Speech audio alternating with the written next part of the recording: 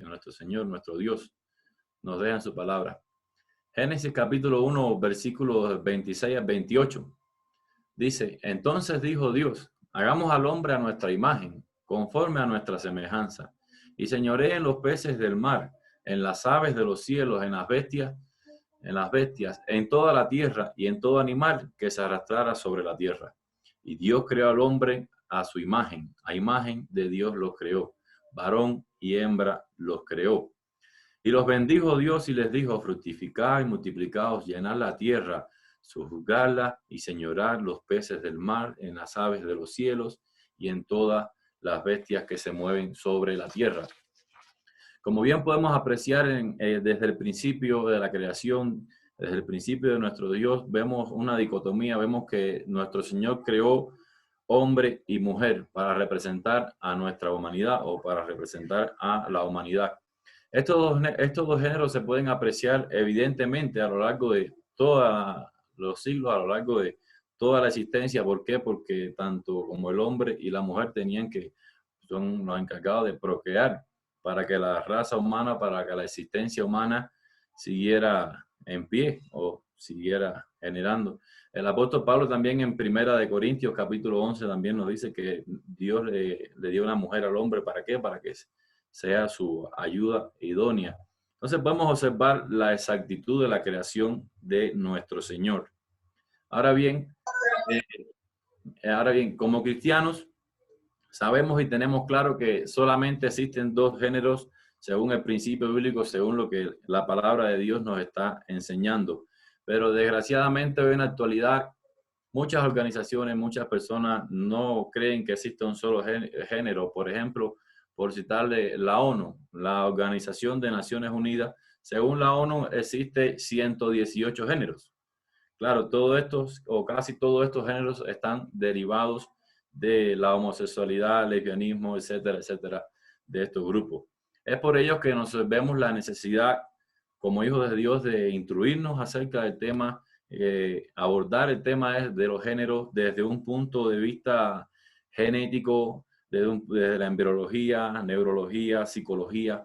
¿Para qué? Para estar preparado a la hora de que usted tenga que debatir de este tema, a la hora que usted tenga que refutar o presentar una apología. Claro, siempre vamos a estar insistiendo, siempre e insistiré también, que nuestro objetivo no es criticar a nadie, nuestro objetivo no es hacer sentir mal a aquellas personas que tengan o que estén de acuerdo con la tendencia homosexual. No, nuestro objetivo no es este, nuestro objetivo más bien es llegar a ellos y llevarles el mensaje de nuestro Señor y llevarle la gracia redentora de nuestro Señor Jesucristo. Por eso, como mismo el Evangelio de Juan, el capítulo 1, versículo 14, nos dice que Cristo estaba lleno de ¿qué? De gracia y de verdad. De igual manera tenemos como hijos de Dios llegar a todas estas personas llenos de gracia y de amor. Amén, hermanos.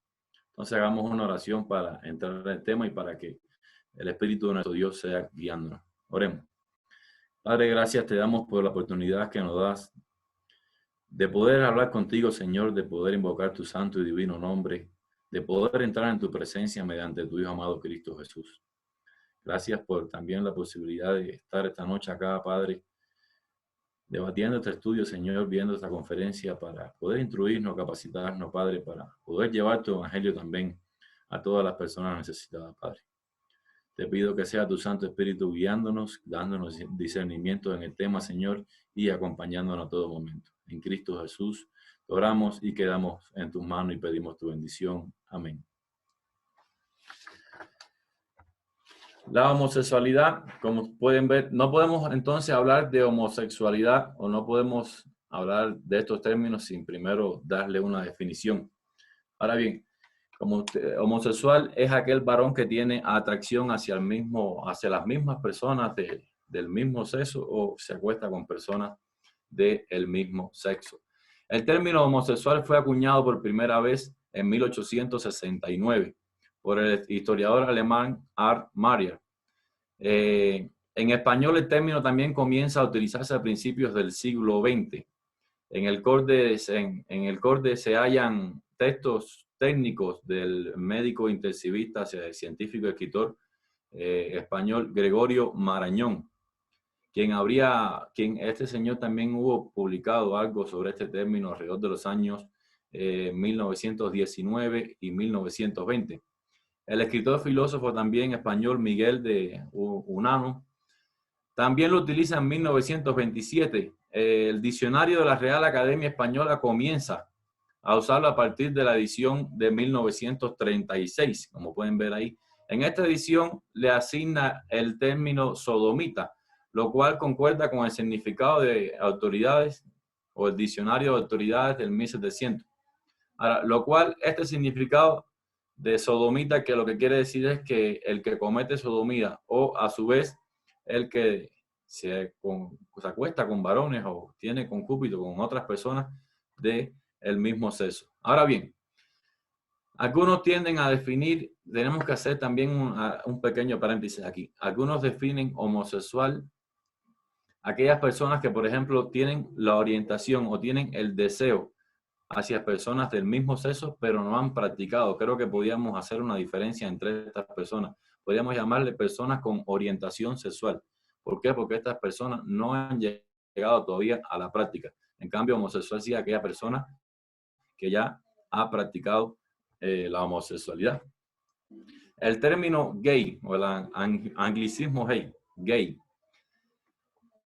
Hace unas décadas, este término atrás simplemente, como ven en la diapositiva, este término significaba feliz o contento.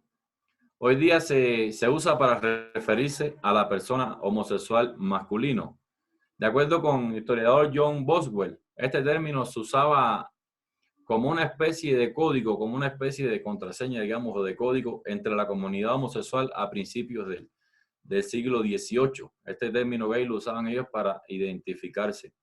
El término también fue usado por Gary Green en una película en 1939.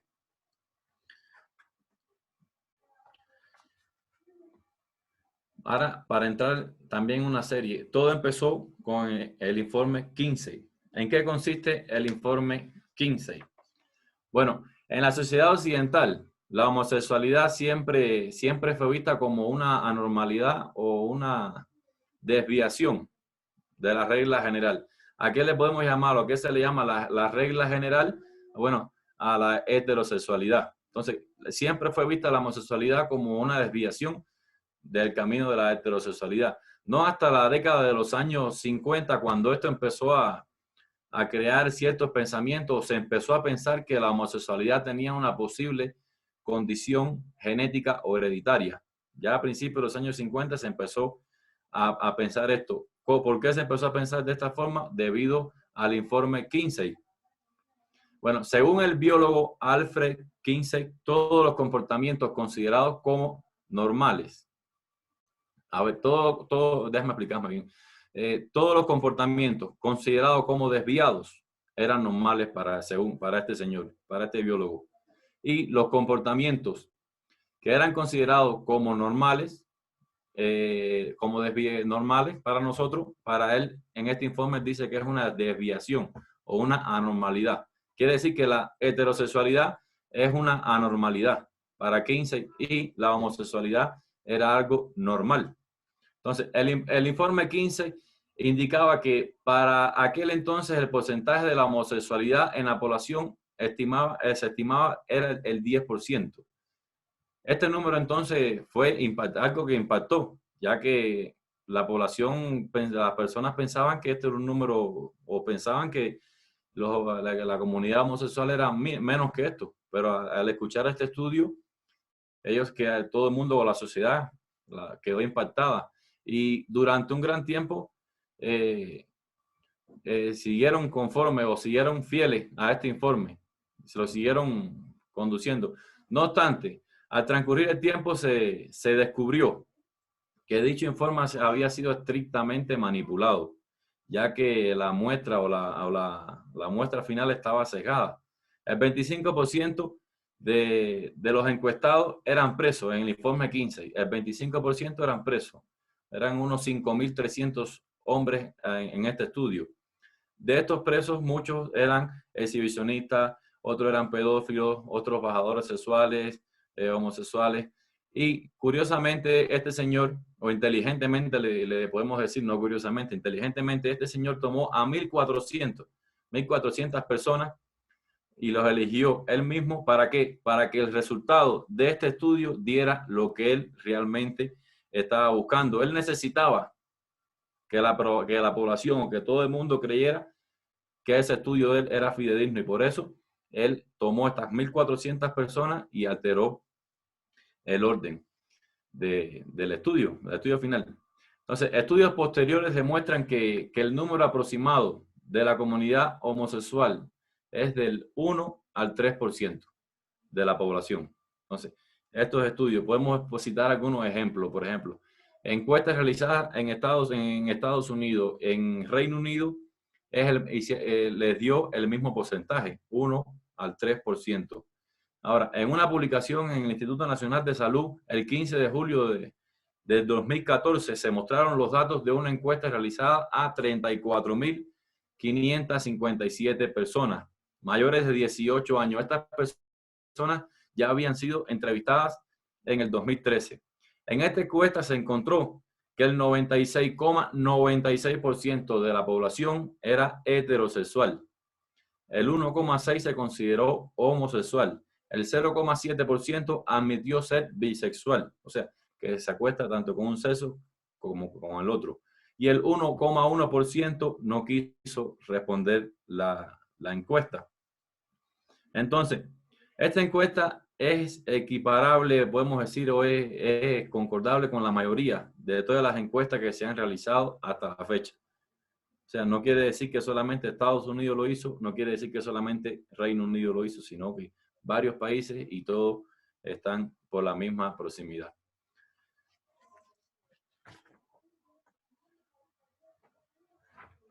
Para entrar al tema ahora de la homosexualidad vista a través de la genética. Creo que la genética, nosotros podemos siempre buscar aquí y allá, pero que la genética siempre va a ser algo que nos va a dar ahí. Quería compartir una frase de William Bain y Wallace Pearson. Dice, es imperativo que los clínicos y los científicos comiencen a apreciar la complejidad de la orientación sexual y se resistan a buscar explicaciones simplistas, ya sean psicológicas o biológicas. Y ahora con esto entramos al estudio de los gemelos. Inmediatamente que 15 ya presentó su estudio, que sucedió todo, después de este informe, muchos fueron los investigadores que se interesaron en abordar este tema, se interesaron en encontrar algún origen genético para la condición homosexual, porque muchos estudios siguieron tratando y buscando el origen de un gen para la homosexualidad. Uno de los primeros hallazgos fue genéticos. Fue con respecto a la homosexualidad que se encuentra en los estudios Kehlmann en 1952. En su primer estudio, Kehlmann comparó unos 44 homosexuales con gemelos monocigotos, con otro grupo de 51 homosexuales con gemelos dicigotos. Bueno, aquí les puse en la diapo la definición de gemelos homocigotos y gemelos dicigotos para que, si quieren, la puedan ir leyendo en lo que yo voy también continuando con el estudio. En este caso, dice que el resultado fue concordante, el 100%, según Kehlmann, en los hermanos gemelos monocigotos. Entonces, todos los gemelos, cabe recalcar que todos los gemelos eran homosexuales. En el caso de los gemelos dicigotos, las probabilidades se reducían. ¿A qué me refiero? Que solamente el 12% daba este dato. Entonces, esto reforzaba la hipótesis de quién, del informe de Kinsey. No obstante, en 1960, Kehlmann rectificó su supuesto hallazgo, como escuchen bien lo que digo, y confesó que su estudio había sido sesgado, o sea, había sido manipulado. La muestra se extrajo de una población de personas enfermas mentales. ¿A qué me refiero? Que personas también con la misma comunidad de Kinsey. Este señor confesó. Entonces, los resultados fueron corroborados posteriormente por distintos equipos de investigación. Posteriormente, en los años 90, el doctor Spila, Weinrich, Bailey, realizaron estudios similares a y obtuvieron alguna concordancia, o sea, el 52% en gemelos monocigotos. Más adelante, también Bailey introdujo una variable, gemelos criados en ambientes distintos, en ambientes familiares distintos. Esa fue la variable que Bailey introdujo. Dijo, bueno, vamos a criar entonces los mismos gemelos, pero en ambientes familiares diferentes. Esta fue la variable que este señor introdujo. ¿Cuál fue el resultado? Él dice que, bueno, el resultado fue que gemelos monocigotos de concordancia solo había el 20%, mientras que en gemelos dicigotos bajó el porcentaje a 0. Estos estudios, sumados a estudios posteriores de gemelos monocigotos, como dicigotos también, de hermanos no gemelos y de hermanos adoptivos. Hermanos adoptivos, estamos hablando de hermanos que no tienen compatibilidad genética de ningún tipo. Arrojaron una mayor luz, una mayor claridad al origen de estos estudios posibles sobre la herencia de la homosexualidad, si venía genética, y ponen en duda completamente el informe de Keilman. ¿Por qué lo ponen en duda? Por todo lo visto. Y ya notamos que la incidencia de la homosexualidad en hermanos gemelos era 20. En hermanos gemelos de porcentaje descendió al 9%, mientras que en hermanos adoptivos son los que no tienen ningún lazo sanguíneo, o sea, no tienen ningún lazo genético. Entonces, el porcentaje en estos hermanos alcanza el 11%. Quiere decir que el 11% de los hermanos que no tienen esta compatibilidad, lo cual es mayor al por ciento de la población general, que es ¿se acuerdan? Que era del 1 al 3%. Lo que demuestra que el factor preponderante en el caso de los gemelos que hemos visto no es el factor genético, sino el factor ambiental. Francis Collins es uno de las personas más prestigiosas hoy día en cuanto a la genética. Muchos lo consideran el padre del genoma humano. Francis Collins da el mismo porcentaje a la tendencia de homosexual en gemelos monocigotos. Él dice que para él la orientación sexual puede estar genéticamente influenciada, pero no integrada en el ADN, dice Francis Collins, y que los genes estén involucrados presentan una predisposición, no predeterminación. Esta frase la queremos dejar para concluir también junto con una pregunta que queremos hacer para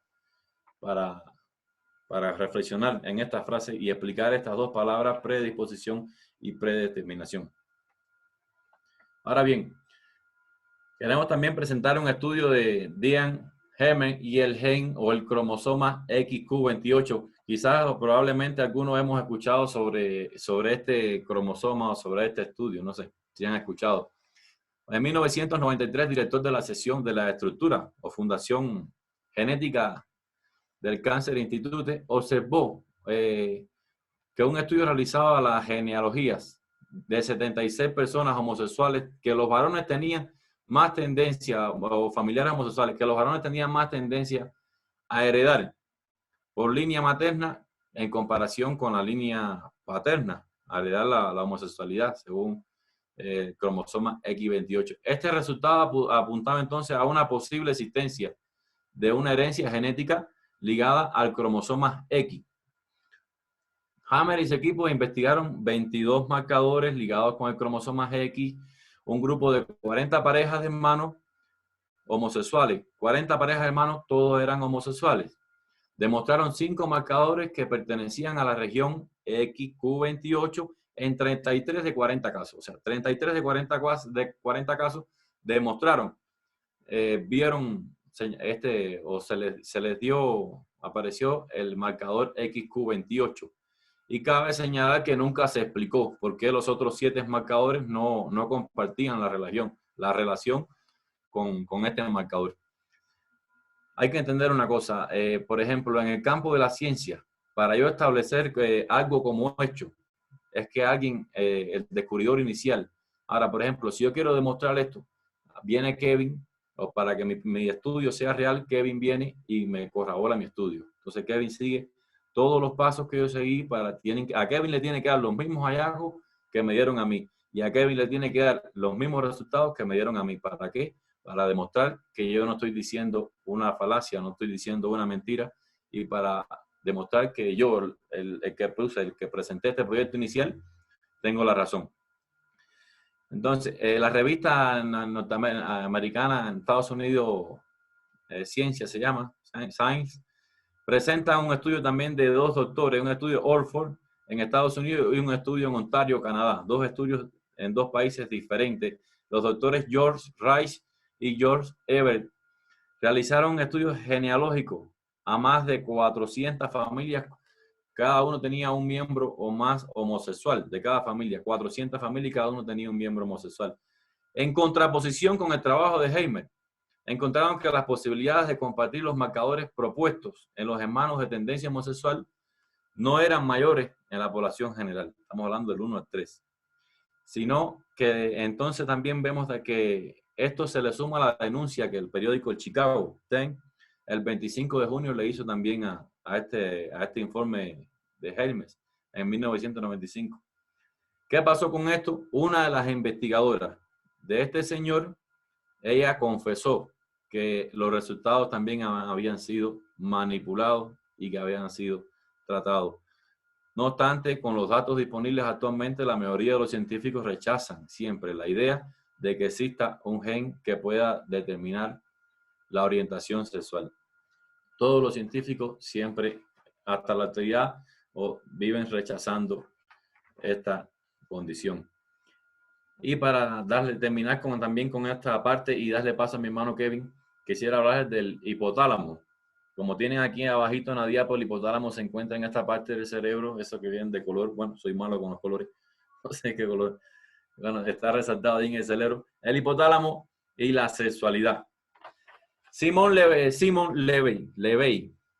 ¿Quién fue este señor? Bueno, en 1991 describió una importante diferencia en el núcleo que hay en el hipotálamo, ese núcleo que están viendo, llamado INAH3, tercer núcleo intersticial del hipotálamo anterior. Creo que es mejor decir INAH3 que todas las palabras. Entonces, él hizo un estudio entre homosexuales y heterosexuales. ¿Qué pasó? Bueno, según el estudio del hallazgo de este señor Levy, en 16 varones heterosexuales duplicaban el tamaño del volumen del núcleo a 19 varones que se le hizo el estudio homosexuales. Este trabajo ha sido también comentado de una manera amplia o criticado por la metodología que este señor utilizó. Este señor cabe decir recalcar también que este estudio fue hecho a personas que fallecieron. A personas que ya estaban muertas, este señor le hizo entonces el estudio. ¿Por qué? Porque uno, se criticaban las técnicas morfométricas utilizadas por ser muy simples en este estudio. La edad también que utilizó de los sujetos no era acorde. El tiempo post-mortem o premortem o postmortem y la falta de uniformidad. Se le critica también por muchos científicos actualmente con respecto a los métodos de fijación en los tejidos y entre otros errores. Uno de los problemas principales que presenta este estudio de Levy es que a excepción de un individuo, todos los sujetos homosexuales habían fallecido a causa de SIDA. O sea, todas estas personas habían fallecido a causa de SIDA. Puede ser también que esto haya influido en la diferencia de tamaño en cuanto al hipotálamo. También pudo haber influido también el tratamiento que se le dio a estas personas acerca del hipotálamo.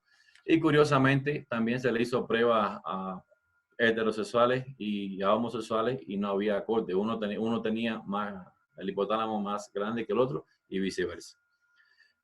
Y les voy a leer, les voy a citar textualmente las palabras luego que él mismo, del mismo Levy, las palabras que él dijo luego de este estudio, como que medio que arrepentido. Él dijo, textualmente les estoy leyendo: es importante señalar lo que no se encontró en este estudio. No se probó que la homosexualidad fuera genética ni se encontró una causa genética para ser gay. No se demostró que los varones gay nacieran con tal condición, lo que es error más común que comete la gente al interpretar mi trabajo. Tampoco se localizó un centro gay en el cerebro. Es probable que en la zona NIH3 sea parte de una cadena de núcleos relacionados con la conducta sexual de varones y mujeres, que es un único centro gay en el cerebro. Además, Dado que estas diferencias las hemos encontrado en cerebros adultos, no sabemos si las encontraríamos también al momento de nacer o si acaso aparecen más tarde. El mismo Levi también admitió en una revista que se le cuestionó una entrevista y él mismo admitió que él hizo esta investigación a causa de un pariente o de un amigo que se le murió de SIDA. Y él dijo que él iba a investigar, que se iba a proponer que él iba a encontrar un gen gay o una genética, en la genética él encontraba este gen para demostrar la homosexualidad. Y que si él no hacía esto, entonces él se retiraba de la ciencia, algo entonces que lo llevó a presentar este informe que no tiene validez. Y ahora entonces le doy paso a mi hermano Kevin respecto a la homosexualidad en cromosomas y hormonas. Ya, muchas gracias, Arley. Bueno, como pueden ver hasta acá, como explicaba Arley, en la parte de la genética, los estudios que se han utilizado han sido manipulados en realidad, no han sido estudios que hayan guardado todos los protocolos necesarios. Ahora vamos a hablar de la homosexualidad desde un punto de vista de los cromosomas y las hormonas. Ahora, para hablar de los cromosomas debemos comprender que son conductos de informaciones genéticas. En este caso, los humanos tenemos 23 pares de cromosomas, a diferencia de otras especies animales que pueden tener 40, 46, 50 y tantos pares de cromosomas. Los cromosomas femeninos son XX y los cromosomas masculinos son XY. Estos cromosomas comienzan a actuar de la sexta a la octava semana del embarazo, en que empiezan a ejercer la función en los niños o las niñas. Técnicamente todos nacemos como niñas. Bueno, aquí está nuestro hermano Giovanni Luque, que es ginecostetra y conoce un poco del tema. Técnicamente todos nacemos como niñas, aunque nuestra información genética está XX o XY, no es hasta la sexta o octava semana del embarazo en que la testosterona, en el caso de los hombres, comienza a hormonizar tanto nuestros genitales como nuestro cerebro. Y eso ocurre aproximadamente entre la sexta o octava semana del embarazo. Hasta esta fecha no se puede determinar el sexo del niño porque aún no ha comenzado esta hormonización. En el caso de los hombres, entonces la testosterona empieza a madurar los genitales y sale lo que son los testículos y el pene. En el caso de la mujer, los estrógenos, comienza la feminización, que es cuando comienzan a producir las glándulas mamarias, el útero, vagina, entre otras partes. En cuanto a las hormonas, debemos comprender que hay dos tipos de hormonas, una específicamente masculina y otra específicamente femenina, lo que no quiere decir que solamente se den en el hombre o en la mujer. Los hombres tenemos mayores cantidades de andrógenos, en este caso testosterona, androsterona y androstenediona, y las mujeres se basan más o tienen más estrógenos, en este caso estradiol, estriol y estrona. Sin embargo, no quiere decir que los hombres no tengamos estrógenos ni que las mujeres no tengan andrógenos. Los dos tenemos tanto estrógenos como andrógenos, solo que en cantidades distintas, y estas hormonas hacen funciones distintas en los cuerpos de cada uno. Una de las hipótesis, de las proposiciones de la parte homosexual para decir que la homosexualidad puede ser hereditaria es que los estrógenos maternos pueden influenciar en el niño y hacer que el niño tenga mayor cantidad de estrógenos, por ende, se haga homosexual. Los estrógenos de las mujeres embarazadas no pueden hormonar al feto. Existe una barrera placentaria que se lo impide y varios estudios se han realizado en mujeres que fueron hormonadas y no hormonadas en este caso médicamente con hormonas masculinas o hormonas femeninas y no realizaron efectos en los niños. Entonces, esta hipótesis de que los estrógenos maternos puedan homosexualizar a un niño es falsa. Otra hipótesis que se ha teorizado mucho, incluso la he escuchado dentro de la iglesia, es que menor cantidad de testosterona produce homosexualidad. Se han realizado múltiples estudios. En 3 estudios se demostraron que los varones homosexuales tenían niveles más bajos de testosterona que los heterosexuales. Sin embargo, 20 estudios no mostraron ninguna diferencia entre homosexuales y heterosexuales. Es decir, homosexuales y heterosexuales tenían las mismas cantidades de testosterona. Y 2 estudios demostraron que los varones homosexuales tenían mayor cantidad de testosterona que los varones heterosexuales. En este caso, una mayor o una menor cantidad de testosterona no produce homosexualidad. Lo que se ha probado es que es muy probable que las hormonas puedan modificar la intensidad en cuanto a atracción sexual, pero no la orientación sexual de los individuos. Las hormonas pueden hacer que las personas sientan mayor intensidad o mayor deseos sexuales, pero no pueden cambiar la orientación sexual de un individuo. Otra hipótesis propuesta es un hermafroditismo cerebral. ¿Qué quiere decir esto? Durante la gestación, en la época perinatal, los niños fueron hormonizados, como lo que se dijo anteriormente, recibieron mayores cantidades de hormonas femeninas, en este caso los niños, o mayor cantidad de hormonas masculinas, en este caso las niñas. Este experimento se ha realizado en roedores y se ha demostrado que sí es posible. Se ha cambiado la orientación sexual de los roedores cuando se hormonizaron en el nacimiento de manera intencional porque eran experimentos. Sin embargo, estudios en personas con deficiencia de aromatasa muestran que su orientación sexual no varió. Es decir, personas que durante la época perinatal, en la época del embarazo de su madre, recibieron mayores cantidades de hormonas y tienen problemas de aromatasa, es decir, quizás pseudo-hermafroditismo, estas personas en cuanto a orientación sexual no cambiaron, sus cerebros siguieron siendo masculinos o femeninos. Otras evidencias que han tratado de argumentar es que cerebros trans, de hombres trans o mujeres trans, son diferentes a los cerebros masculinos y femeninos. Es decir, según los estudios, esto sería un cerebro intermedio. No sería ni tan masculino ni tan femenino. Más adelante voy a hablar de un poco de la diferencia entre los cerebros masculinos y femeninos, porque hay bastantes diferencias entre nuestros cerebros, tanto del hombre como de la mujer.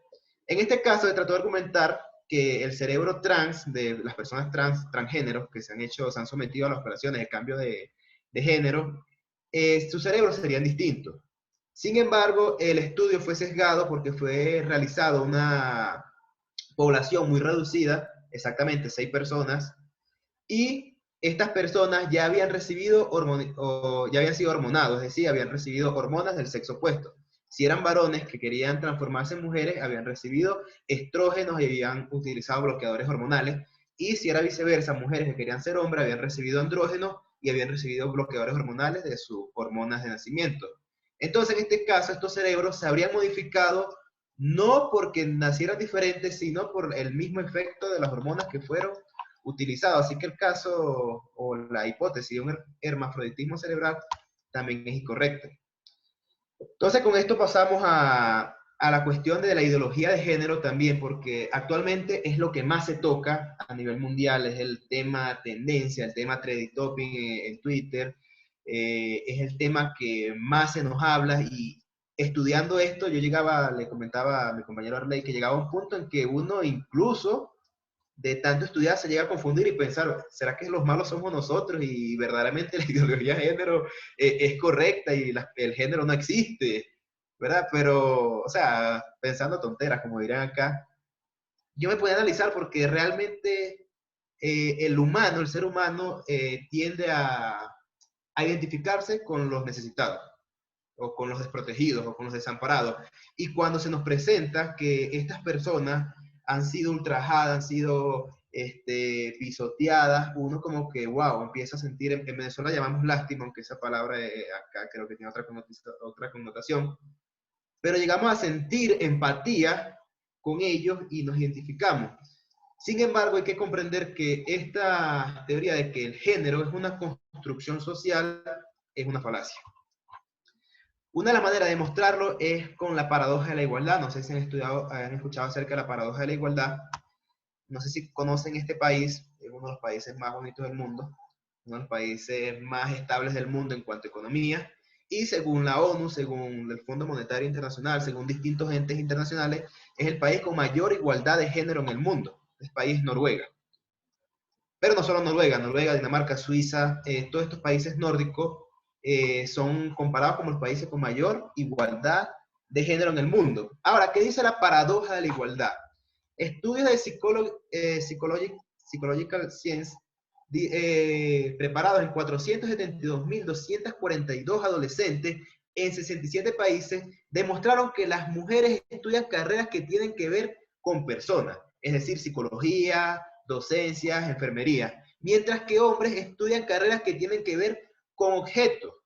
¿Por qué es interesante este estudio? Porque Noruega, especialmente Noruega, es el país con mayor igualdad. Acá le coloqué dos fotos en el que salen varios hombres siendo ingenieros y varias mujeres siendo enfermeras.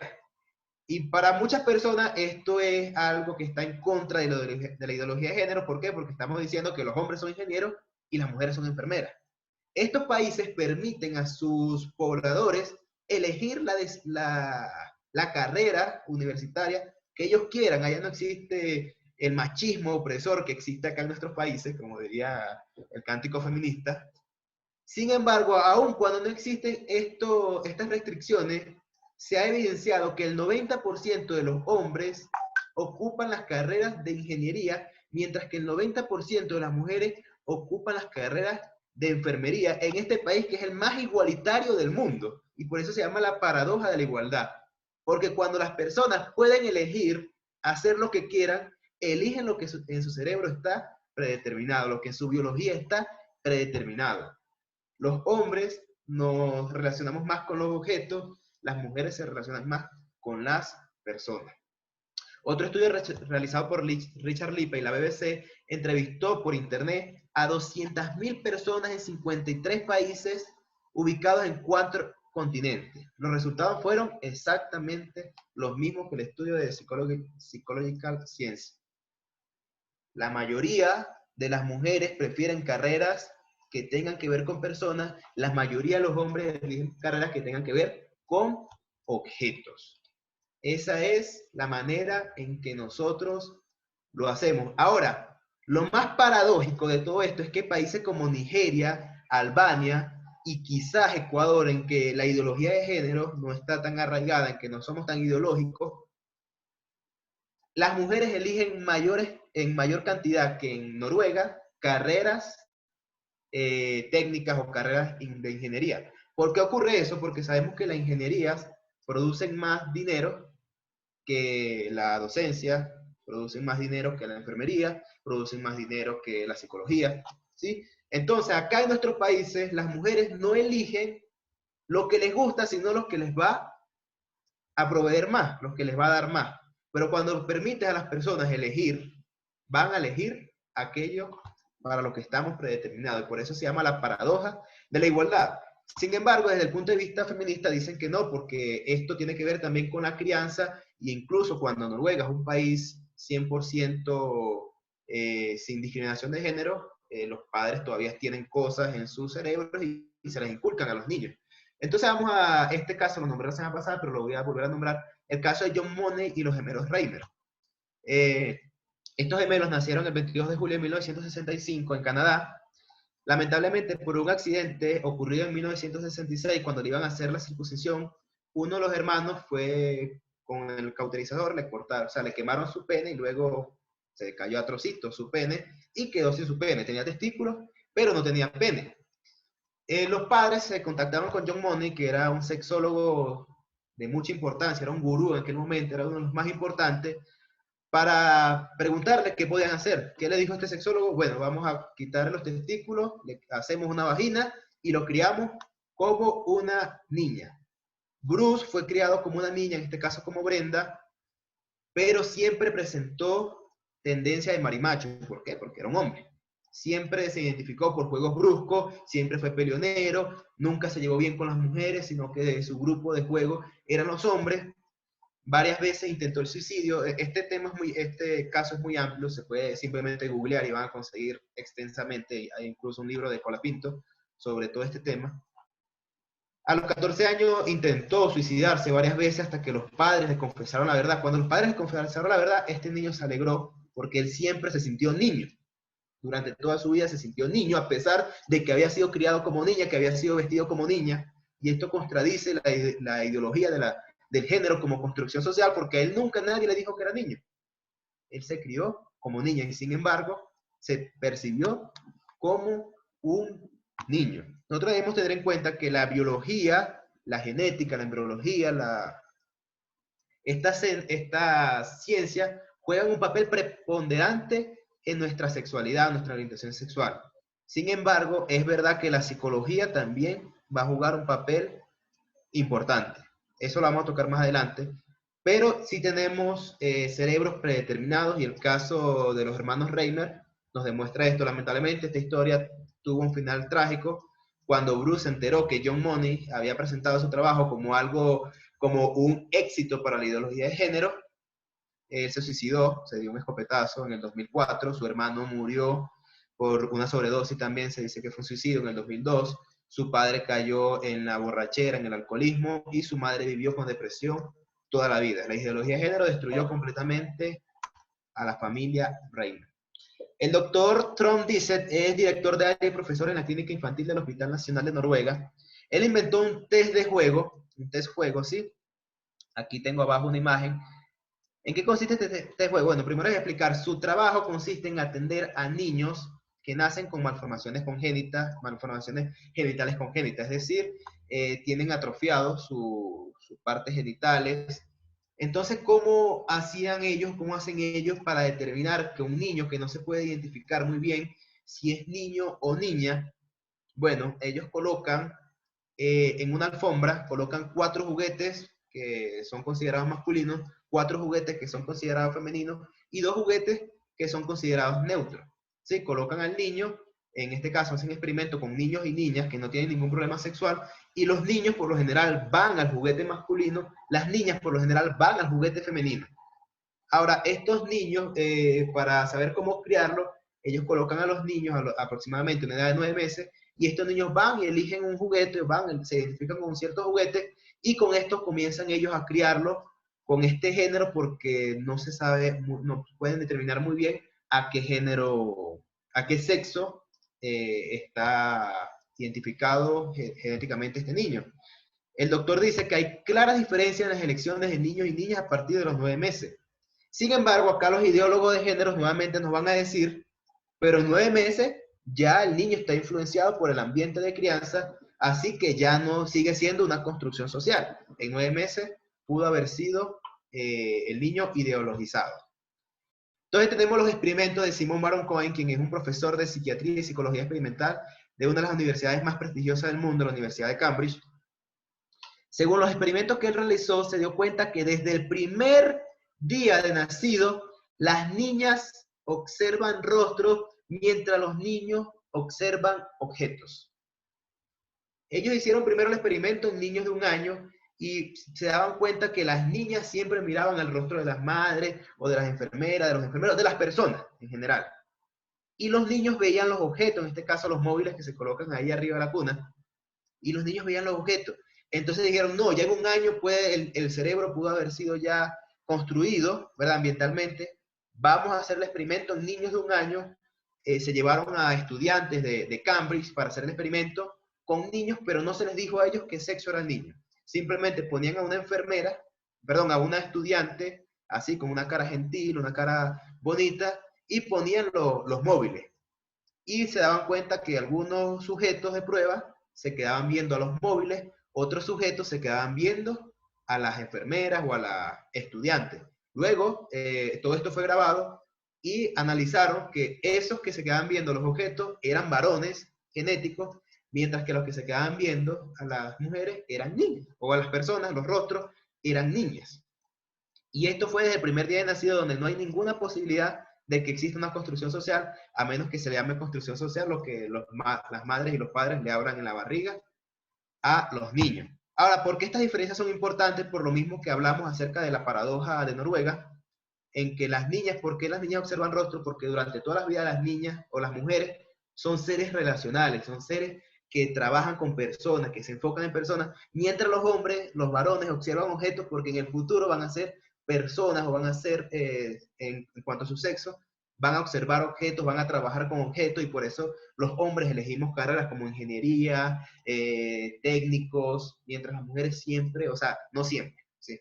Estadísticamente hablando, van a elegir 90-10 este tema. En cuanto a la paradoja de la igualdad, nos dijo un dato curioso: Noruega intentó equiparar esos niveles de igualdad en cuanto a la ingeniería y subsidiaron los estudios para las mujeres, ¿sí? Los hombres tenían que pagar, las mujeres estudiaban gratis, así que se niveló 50-50. Cuando retiraron el subsidio, nuevamente quedó 90-10. Perdieron ese montón de dinero porque casi la mayoría de las mujeres que estudiaron esa ingeniería gratis, al final no ejercieron como ingenieras. Tuvieron que estudiar otras carreras que les gustaran más. Ahora bien, la identidad sexual en personas con malformaciones genéticas. El doctor Paul Mayock fue jefe de psiquiatría del Hospital Johns Hopkins a partir de 1975. Este es el mismo hospital donde estaba John Money. Él inició el seguimiento a personas que habían sido reasignadas sexualmente por haber nacido con malformaciones genéticas.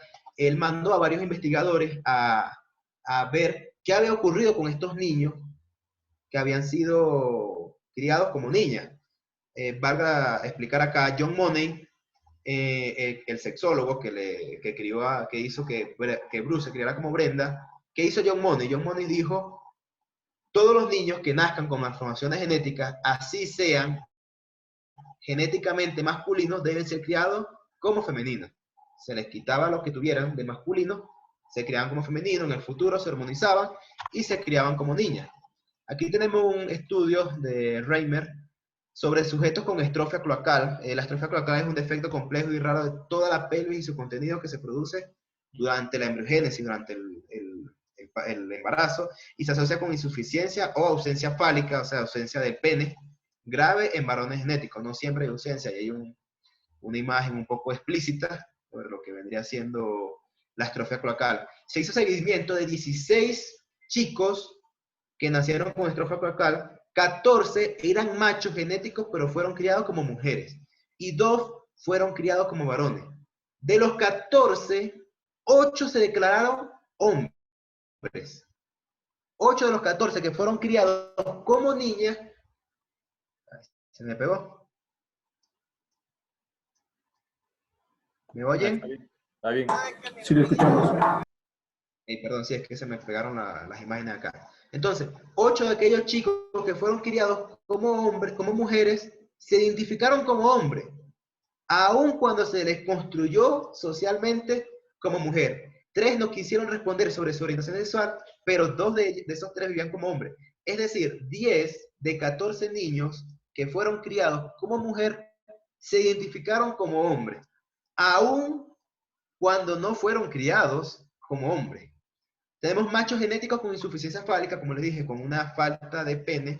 18 sujetos nacieron con esta condición. 15 fueron criados como niñas y 3 como niños. Durante la investigación, que duró casi 10 años, uno murió y de los 17, 10 se percibieron como niños y 7 como niñas. Estamos hablando de estadística de más del 50% de personas que, a pesar de haber sido criados como niñas, sabían que su genética, que su biología les decía, no, ustedes son niños. Incluso entre las 7 que no se identificaron como niñas, su manera de actuar, su manera de vivir, tenían actitudes que eran típicamente masculinas. Niños con trastorno de la diferenciación sexual, de 84 pacientes que fueron seguidos, 60 fueron criados como mujeres, pero de estos 60, 32 se declararon como masculinos. Nuevamente, más del 50% de personas que, a pesar de haber sido construidos, entre comillas, sexualmente como mujeres, su genética, ellos sabían que tenía que ver con el sexo masculino. Esta es otra condición que se da en una isla llamada, en un pueblo llamado Salinas, en República Dominicana. Se le llaman los huevedoses de manera despectiva, o los penes a los 12. Huevedose significa pene a los 12. Estos niños, durante la época del embarazo, la etapa del embarazo, sufren de ausencia de DHT, que es de dihidrotestosterona, en la etapa prenatal. Hace que los testículos parezcan un clítoris. Ellos nacen y los padres ven, wow, tiene un clítoris, es una mujer. Y los crían como mujeres, pero siempre tienen estas actitudes masculinas, se sienten machos, se sienten hombres, perdón, pero no tienen cómo decirlo porque tienen un clítoris y los han criado como niñas. Resulta que a los 12 años comienzan a producir hormonas hormonas testosterona de manera normal, y esto hace que ese clítoris se transforme en el testículo que en realidad era, y sale el testículo y el pene a los 12 años. Y el niño que había sido criado como niña resulta que era un niño, como lo que casi siempre se había identificado, a pesar de haber sido criados como niñas. Entonces, gran cantidad de estos niños padeciendo una especie de disforia de género, que quiere decir que tienen una lucha en cuanto a su género de nacimiento. ¿Por qué? Porque realmente, cromosómicamente, genéticamente, eran hombres. A pesar de que lo que tenían en el medio de las piernas parecía un órgano femenino, ellos eran hombres. Ahora, en cuanto a los cerebros sexuados, como les decía anteriormente, el cerebro masculino y femenino, son muy diferentes. Por ejemplo, los hombres tenemos 6.5 veces más materia gris que las mujeres, mientras las mujeres tienen 10 veces más materia blanca que los hombres. Esto no tiene nada que ver con la inteligencia. Muchas veces se piensa que la materia gris es la cuestión donde está ubicada la inteligencia. No, la materia gris no tiene nada que ver con la inteligencia. La materia gris tiene que ver con la cuestión de procesar la información. Y es por eso que los hombres somos más dados a cuestiones técnicas, a ingenierías, a matemáticas, a física. Porque allí se procesa mayor cantidad de información. Las mujeres tienen 10 veces más materia blanca, que es donde está ubicada la comunicación, y por eso usted se da cuenta que la mujer tiende más a hablar. Y usted me dirá, no, el hermano está siendo prejuicioso. Estadísticamente hablando, las mujeres hablan 20.000 palabras al día, mientras los hombres hablamos solamente 7.000 palabras al día, al menos que sea Kevin Canelón, que habla más de 25.000. Y estas diferencias son evidentes desde los 2 años de edad. A los 2 años de edad, una niña triplica el vocabulario de un niño. Mi hijo, que tiene 2 años ahorita, todavía no se entiende lo que dice. Mientras una niña de su misma edad ya dice más de 50, 60 palabras. Estas diferencias son evidentes desde el nacimiento. Circuitos neuronales distintos. Los circuitos neuronales de los hombres son distintos a los de las mujeres. Incluso cuando los circuitos neuronales son parecidos, las funciones que ejercen son distintas. Como dije al inicio, las hormonas trabajan de maneras distintas. En el cerebro tenemos una parte que se llama amígdala cingulada. Esta amígdala es de distintos tamaños en hombres y en mujeres. En hombres es mucho más grande que el de las mujeres. Esta amígdala es la que nos hace actuar cuando sentimos temor y nos hace actuar de manera agresiva. Estadísticamente hablando, los hombres somos más agresivos que las mujeres. Esto es una realidad, no es una mentira. Los hombres somos más agresivos que las mujeres porque la testosterona actúa en esta amígdala, que es mucho más grande. Y las mujeres tienen una cuestión que se llaman frenos neurológicos, que permiten que ellas, en cuestiones en las que los hombres pelearíamos, ellas hablan. ¿Por qué? Porque son más comunicativas.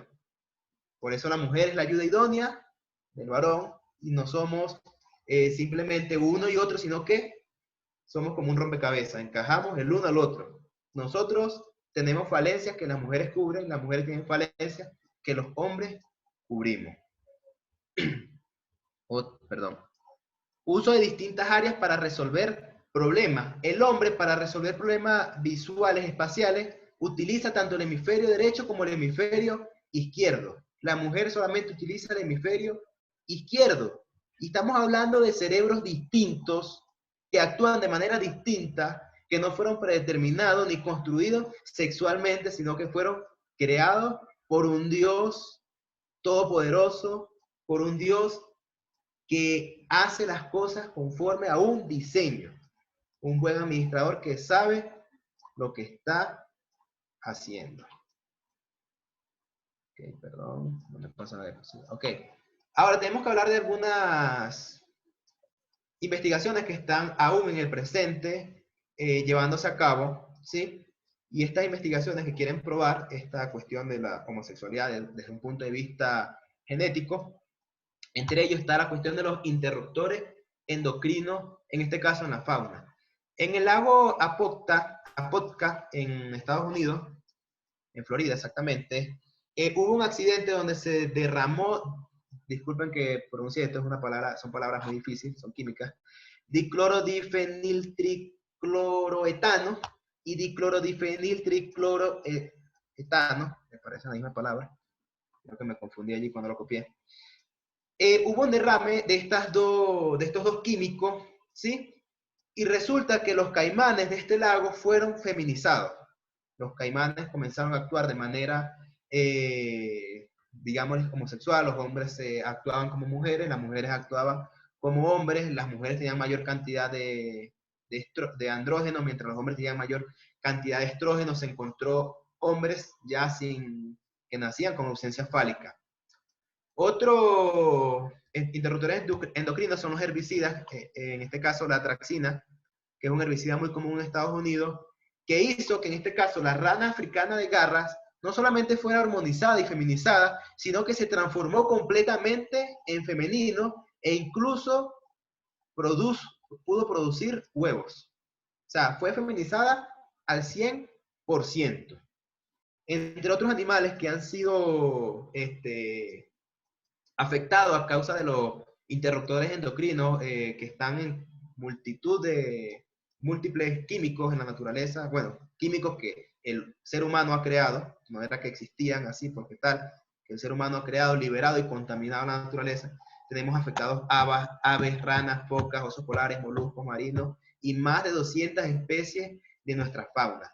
La buena noticia, hermanos, es que en los mismos estudios que se han realizado no hay evidencia de que estos interruptores endocrinos tengan efectos en seres humanos.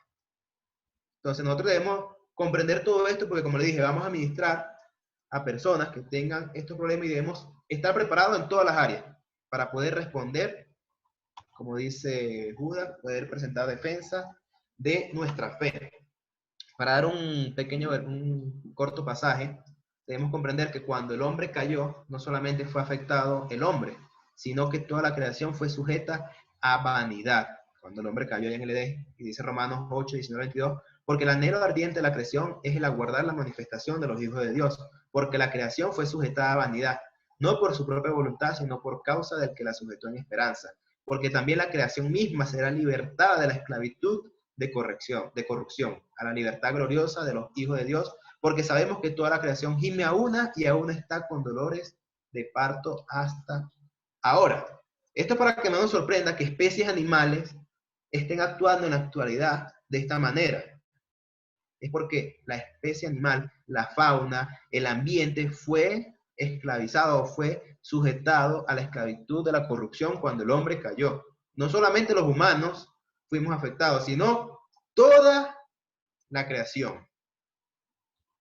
Otros estudios que se han realizado son interruptores endocrinos que sí pueden tener efectos en seres humanos. Entre estos interruptores está el dietilestilbestrol, que es un estrógeno sintético que fue utilizado entre 1940 y 1970 para tratar abortos espontáneos, para prevenir abortos espontáneos. Acá tienen a la izquierda la foto de este medicamento, se utilizó hasta los 70, cuando se descubrió que tenía efectos secundarios graves. Por ejemplo, muchas mujeres, miles de mujeres descendientes de las mujeres que anteriormente habían utilizado el medicamento, presentaron un cáncer vaginal muy raro que solo se dio en descendientes de personas que habían utilizado este medicamento. Ahora, en el caso de los hombres, hay un grupo grande que se dice que fue afectado en cuanto a su orientación sexual. No ha sido probado, pero se cree que el 30% de los descendientes de mujeres que utilizaron este medicamento tienen orientación sexual homosexual. Entonces, son estudios que se están llevando a cabo, no se han comprobado, pero se dice que es una posibilidad. Otros interruptores endocrinos que utilizamos en usos diarios son los parabenos, que son los conservantes en productos cosméticos, champú, acondicionador, gel, etcétera, etcétera, etcétera. Los falatos, que son plastificadores presentes en todas las cuestiones de PVC, en las gaseosas, en las aguas minerales. Entonces, según los estudios que están llevando a cabo los científicos actualmente, están buscando ver si la gran cantidad de homosexuales que hay en la actualidad se pueda deber a factores secundarios de estos químicos. Debemos comprender que estos químicos se empezaron a utilizar exactamente después de la década de los 30, de 1930, así que actualmente estamos viendo la cuarta generación que ha sido expuesta a estos químicos. Estamos en la cuarta generación que fue expuesta a estos químicos. Sin embargo, recordemos que desde antes de 1930, durante toda la historia de la humanidad, aquí está nuestro hermano Gerander Gerardo Ingunza, que por allá en el 2014 hizo su monografía también con un tema parecido. Durante toda la historia de la humanidad, en los imperios babilónicos, asirios, egipcios, romanos, etcétera, etcétera, hasta la actualidad, ha existido la homosexualidad. Entonces no podemos remitir a que la homosexualidad existe por estos interruptores endocrinos, porque la homosexualidad siempre existió. Ahora bien, ¿qué pasaría si la homosexualidad pudiera ser probada de manera biológica o de manera genética? Nosotros debemos estar preparados. Más adelante en el estudio 6 vamos a hablar acerca de lo que la psicología dice actualmente de la orientación sexual y de la ideología de género, que creo que con todos los argumentos que les mostré, se puede mostrar que no somos constructos sociales, no somos tábulas rasas, estamos predeterminados por un Dios que nos creó, ¿sí? De manera inteligente. Entonces, sin embargo, perdón, la psicología ha sido ideologizada. Actualmente la psicología habla de todas estas cuestiones que, a pesar de que científicamente las podemos refutar, igual siguen hablando del género como construcción social. Entonces, si las ideologías ingresaron a áreas como la psicología, ingresaron a áreas como la medicina, no dudemos que puedan ingresar a áreas como la genética, y que posteriormente vayan a decir que exista un gen homosexual, como han tratado de hacerlo.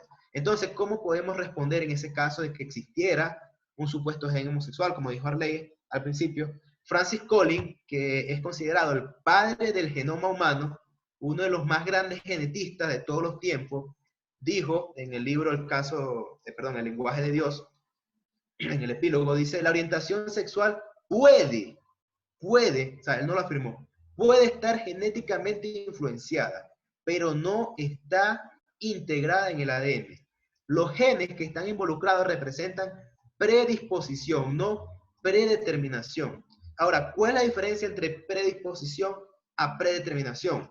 Por ejemplo, Israel, que lo tengo aquí en la cámara, pudiera estar predispuesto a pelear conmigo. Se enojó porque lo que dije aquí no le gustó y él viene acá predispuesto a pelear conmigo, pero al llegar acá se arrepintió. Dijo: no, no está bien lo que voy a hacer. Ahora, él estaba predispuesto, más no predeterminado, porque ve que se arrepintió y no lo hizo. Esa es la diferencia. Predeterminación quiere decir que aunque Israel no quiera hacerlo, va a pelear conmigo. Eso es predeterminación. Predisposición es que tiene las ganas de pelear conmigo, pero no lo va a hacer. Existen muchas enfermedades a las que estamos predispuestos, por ejemplo, la diabetes es una de ellas, y la obesidad. El doctor Joseph Nicolosi, un terapista estadounidense, murió en el 2017, él había tratado con muchos casos de homosexuales, y él decía: supongamos que tu hijo Jack, o pónganle el nombre de sus hijos, los que tienen hijos, ha nacido con un gen que le predispone a ganar peso, y si existe el gen para ser obeso, para ganar peso. A ti te encanta cocinar para él, y crece muy aficionado a los postres, los pasteles y los fritos. En el colegio le excluyen y le insultan a causa de su gordura, y vuelve a casa para consolarse como mejor sabe, comiendo. Quizá tenga razón, decide Jack. Quizás es lo que soy. Muy pronto Jack está tan obeso que el doctor hace un informe para que le excluyan de la clase de gimnasia. ¿Ser gordo es realmente lo que es Jack? Ha llegado a hacerlo mediante una combinación de factores biológicos, de la influencia familiar, de la influencia social de sus compañeros y por una serie de elecciones personales en su comportamiento. Si es verdad, Jack tenía una predisposición a ser obeso, pero no fue obeso por esa predisposición, sino por una serie de factores psicológicos, sociales, ambientales y de elecciones personales que él tuvo. Cierro con este texto porque, como les dije al principio, a mí me llegó un momento en que decía: ¿y si soy yo el equivocado? ¿Y si la ideología de género tiene razón? Ve lo que dice Proverbios 14:12.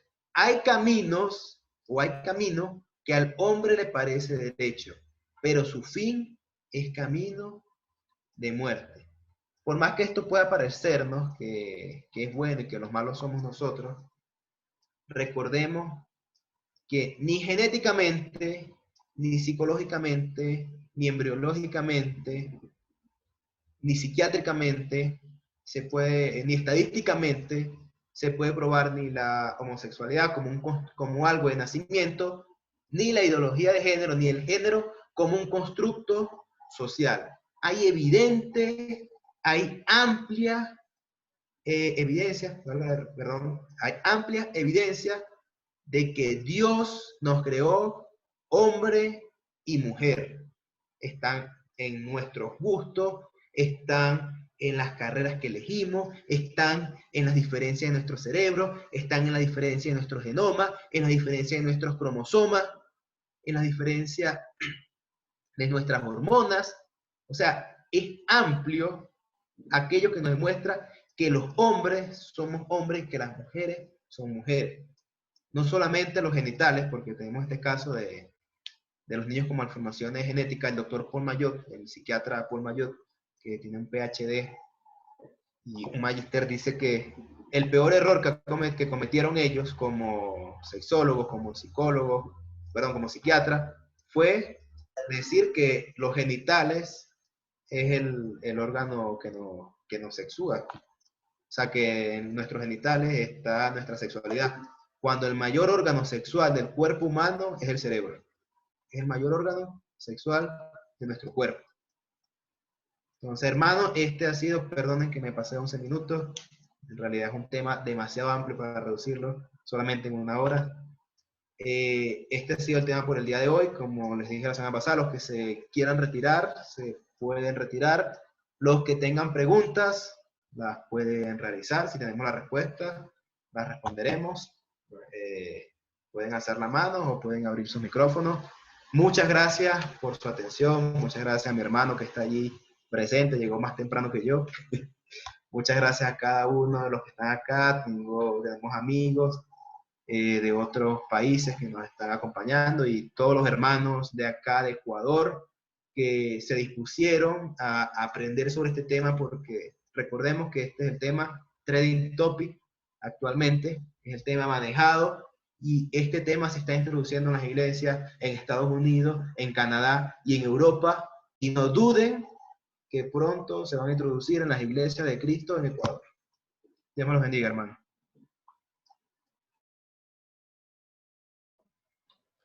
Gracias.